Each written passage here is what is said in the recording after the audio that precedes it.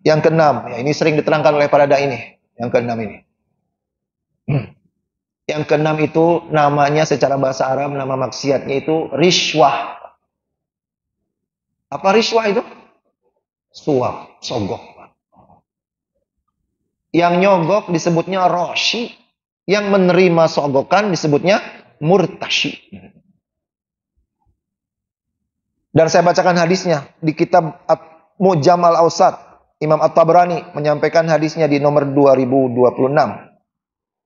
Dari Abdullah bin Amr. Saya sampaikan dulu begini Pak.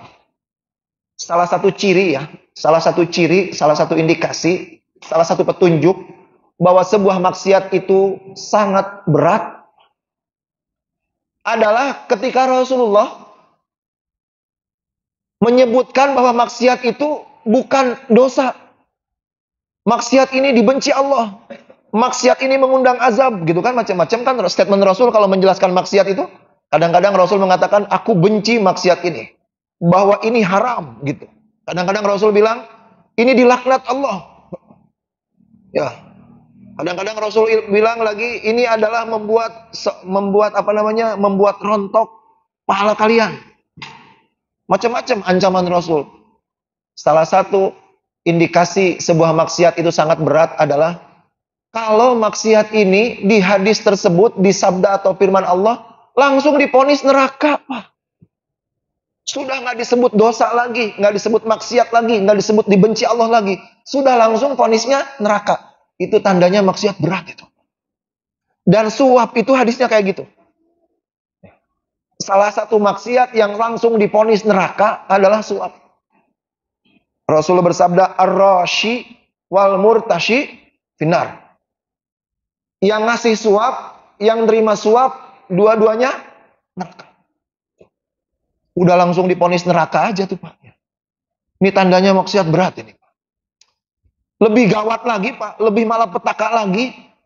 Kalau barang hasil terima dari suap itu, kemudian dipakai sholat. Dipakai sholat. Dipakai haji apalagi itu. Abdullah bin Abbas mengatakan dalam hadis Abu Dawud, la yaqbalullah salata rajulin fi jawfihi haram. Allah tidak akan menerima sholat yang ketika sholat itu ditunaikan di tubuh orang itu menempel harta haram. Maka jangan sekali-kali Pak sholat berjamaah ke Masjid Al-Huda, ya meskipun berjamaah Pak, sia-sia Pak. Sholat berjamaah datang ke masjid ini, kopiahnya dari partai menjelang pemilu. Ya. Sajadahnya dari partai. Ditolak sama Allah itu. Ya, tolak suap itu menjelang pemilu. Segala pemberian ujung-ujung menjelang pemilu itu suap. Suap. Dan memang anehnya sebagian rakyat negeri kita itu gini Pak.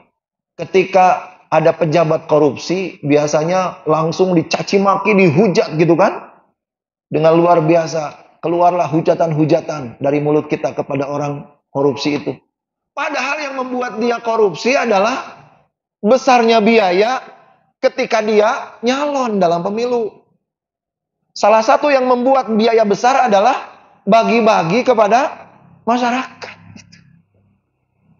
Maka kalau ketika pemilu kita terima pembagian-pembagian dari para calon itu, ketika nanti dia korupsi, jangan galak-galak amat, dan kita juga ikut menjadi penyebab gitu.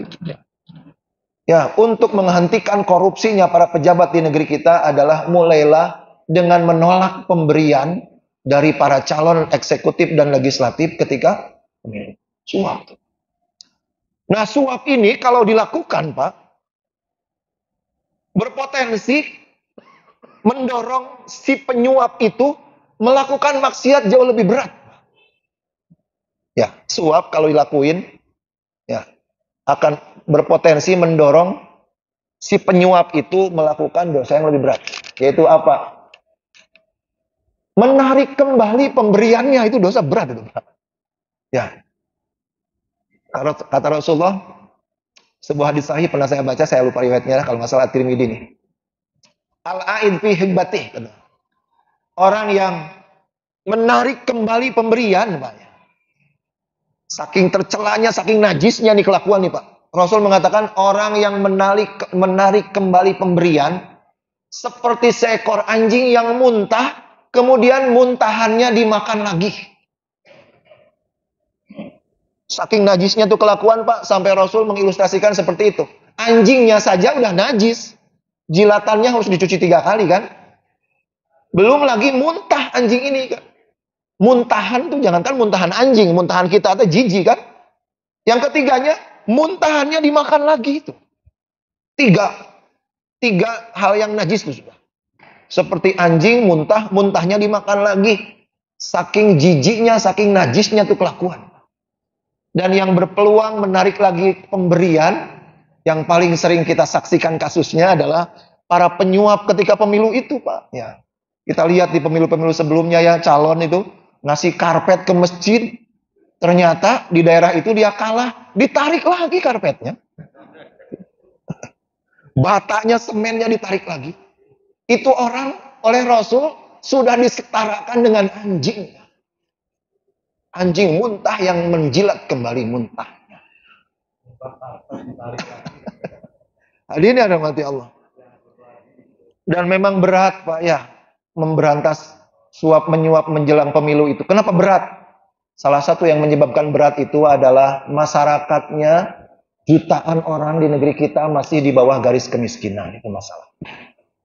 Ya. Makanya demokrasi itu akan sangat sulit menghasilkan pemimpin yang berkualitas ketika dilakukan demokrasi itu, sistem pemilu, sistem demokrasi itu dilakukan di sebuah negeri yang ketimpangannya terlalu parah. Ya, mayoritas masyarakatnya miskin. Makanya pemimpin zalim itu saya ragukan dia berjuang untuk mensejahterakan, memakmurkan rakyat. Kenapa? Karena seorang pemimpin zalim pasti tahu, semakin rakyatnya makmur, sejahtera, pemilu yang akan datang, semakin sulit dia menyuap. Gitu. Supaya gampang disuap, maka masyarakat itu harus dipertahankan tetap miskin. Saya juga ragukan, seorang pemimpin zalim benar-benar akan berjuang mencerdaskan rakyatnya. Pemimpin zalim itu pasti malah akan mempertahankan rakyatnya tetap bodoh. Karena kalau rakyat dicerdaskan, pemilu yang akan datang, dia akan sulit membodohi rakyat. Jelas nggak, Pak? Ya. Itulah, ya. Itu yang pertama. Kenapa memberantas suap menjelang pemilu itu susah? Yang keduanya adalah yang bikin lebih susah lagi memberantas pemilu, memberantas suap ketika pemilu adalah para dai-nya. Ya. Banyak yang bukan ngajarin umat untuk tidak menerima suap, tapi malah dia ngajarin nyuap. Lihat nggak videonya, Pak? Ustadz yang malah nabur-nabur duit di panggung itu. Nggak layak dibilang ustadz orang seperti itu, Pak. Ya. Jangan sampai pernah diundang ke masjid ini tuh orang kayak gitu, Pak. Ya. Malah ngedidik rakyat untuk menerima suap.